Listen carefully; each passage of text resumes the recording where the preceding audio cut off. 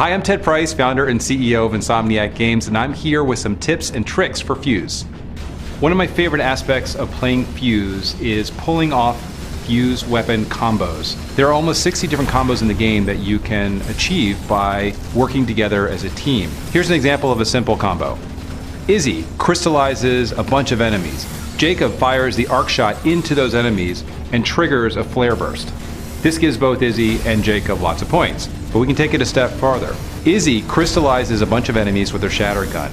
Naya triggers a chain of black holes which then shatters the crystallized enemies. What this does is create the vaporize bonus for both Izzy and Naya.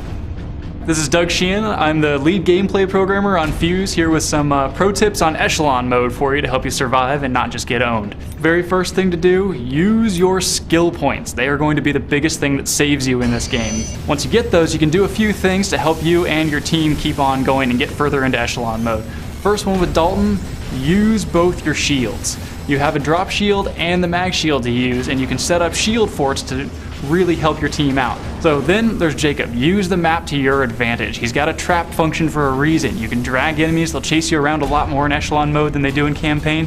So find choke points, set up those traps, and when you get enemies that come in, pop that explosion and just let all those guys melt. It'll really help you out with taking down groups of guys all at once rather than having to sit there and let them fire at you. I'm Joel Goodsell, lead designer from Insomniac Games. I'm going to talk to you about an innovative feature in Fuse called Leap. The Leap feature is the ability for you as a player to jump into any character that's not being played by another human at any point you want.